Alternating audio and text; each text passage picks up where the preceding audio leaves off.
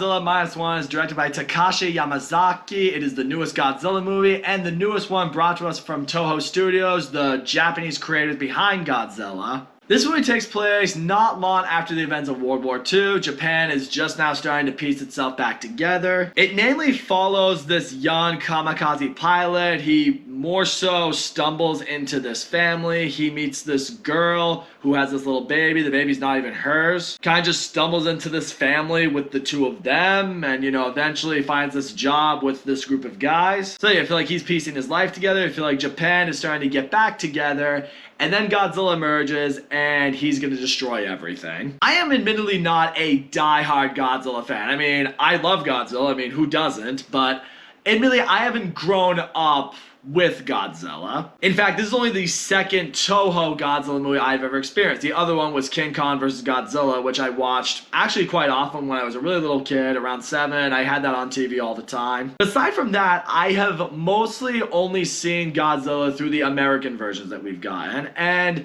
aside from the Gareth Edwards version we got in, I believe, 2014, I haven't been in love with a whole lot of the Godzilla movies that the American studios have been giving us. But that being said, seeing how King Kong vs. Godzilla came out many years ago, I was interested in seeing, finally, just how far Toho Studios had gone with making Godzilla movies. I was interested to see, I'm like, alright, let's see how they make one today. Let's see the masters at work. And holy shit, when I tell you the masters were at work, the masters are at fucking work. Holy shit.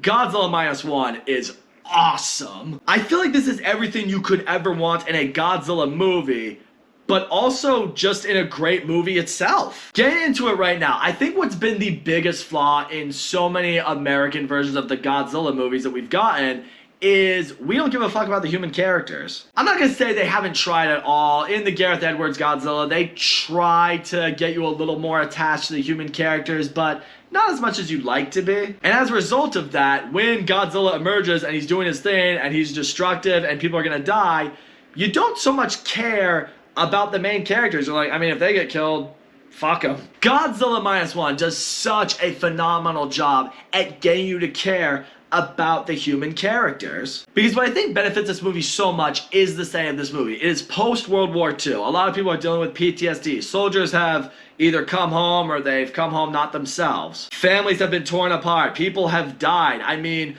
one of the biggest storylines in this case is this guy who was a pilot in the war meets this girl who found this baby, and the three just become this family. It's not even out of the fact that the guy and the girl fall in love with each other or anything like that. It's just like, at one point that he just kind of stumbles upon the two of them.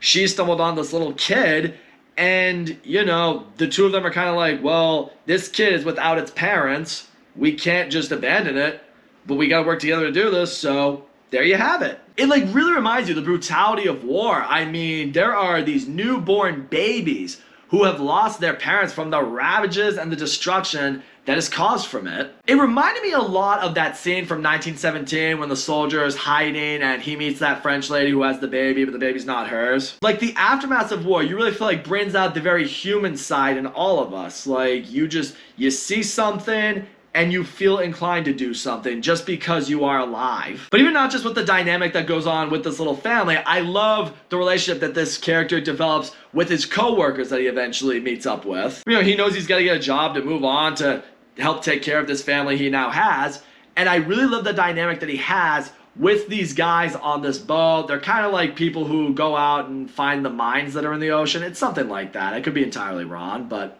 that's what I inferred from it. And I love the chemistry that he has with them. It's a very, solid, good relationship with coworkers kind of vibe. And we all have those. You have those coworkers that you really like, you get along with, maybe even hang out with outside of work. It's the vibe I got here. And through seeing the dynamic between, this character with the people he works with and his family, it gets you attached to so many different characters. So that way, when shit goes down later, you really are invested with these people. You don't want them to die. Oddly enough, I feel like even if Godzilla had no part of this movie, if this wasn't even a Godzilla movie and, the story took a different kind of route, like something else was threatening them, there was some other big threat out there, the movie still would have worked because of the great story you have with the human characters. But yeah, let's just get right into Godzilla, because holy fucking shit, this Godzilla is amazing. In a lot of the different Godzilla movies, from what I know, Godzilla has had many different roles. In some movies, he's like the hero that needs to take out this even worse monster, or in other cases, he is the monster of the movie that is going to wipe out humanity. In this one, he is the monster, he is what needs to be stopped, he is the villain of the story. And I honestly prefer that with Godzilla. I mean, he is this giant, mutated monster lizard with atomic breath that can wipe out humanity all by himself. He should be what we fear in this movie. And this Godzilla is absolutely just terrifying. I mean, he looks scary, he's menacing, he completely wrecks the city, and oh my god, his atomic breath in this movie, just wow. I avoided any and all trailers that might have given away his atomic breath, and I'm so happy I did, because seeing it for the first time, it blew me away. I mean, seeing his scaled up spine light up blue, and he just absolutely just like laser beams this entire landscape, and it just completely blows up like an atomic bomb. It's wild. Completely illustrates right there why Godzilla is an absolute menace that needs to be stopped. And I gotta tell you, from a visual standpoint, Godzilla, for the most part, looks great. Now, some people might say there are a couple moments here and there where visually the movie's not entirely up to par, and I do agree with that, but I gotta say this much.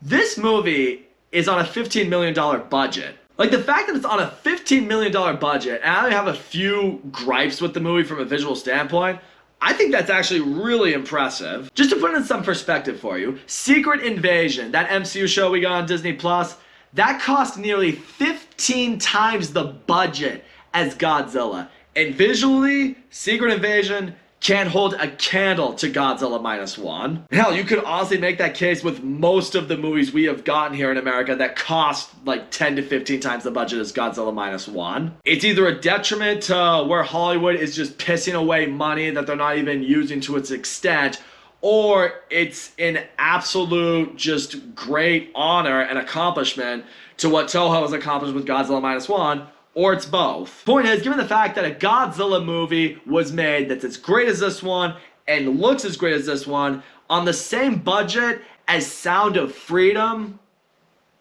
that's incredible. Also, I gotta tell you, this movie is surprisingly very, very emotional. I mean, I kind of attested to that earlier in the movie, given the fact that you get so attached to these characters, but the movie, it surprisingly wipes you out. I mean, there are storylines with these characters and things that go on that absolutely just hit you right in the feels, and it's great. Again, alluding to the Gareth Edwards Godzilla, there's that scene in the beginning with Bryan Cranston and his wife where he has to make the tough call. He seals the door and she dies in front of him, and that scene was pretty emotional, and you were kind of hoping, I'm like, oh man, if they can hold on to that for the entire movie, it's going to be amazing. And unfortunately, they don't really. Here, though, they do. Whenever there's an emotional, tough moment, they not only use that to its fullest extent, but it is here throughout the entire movie. I mean, I'm not going to lie to you. When we got to the end of the movie, I was choking up a little bit. Like, I didn't cry, but I could have. I mean, who would have expected that in a Godzilla movie? Not this guy, that's for sure. So all in all, Godzilla Minus One,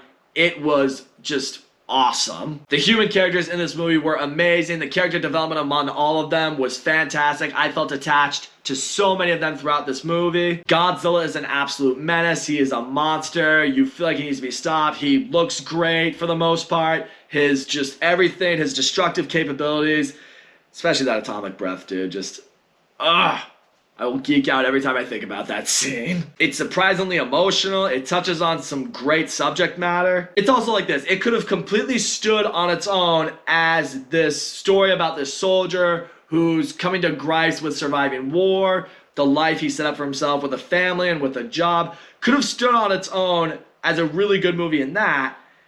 And also, it could have stood on its own probably as this fun Godzilla movie if Godzilla was just roaming around just causing havoc. But the fact that they took both of those things and splat them together, that's what makes Godzilla Minus One special. In the end, some people out there have been calling it the best Godzilla movie ever made. I mean, I'm certainly not going to argue anyone on that. I mean, I don't have a whole lot of history with Godzilla, but if you told me this was the best Godzilla movie ever made, I would totally believe you on that. And it is without question one of the best movies I've seen this year. If you're a Godzilla fan, you absolutely need to check this out. This is going to be the movie event of the century for you. And I will tell you right now, even if you're not a massive Godzilla fan, which admittedly I'm not, I still think it's a movie you'll love. So that's all I gotta say, guys. Thank you so much for watching my video. And as always, don't forget to leave comments and like, subscribe. I will see you all next time.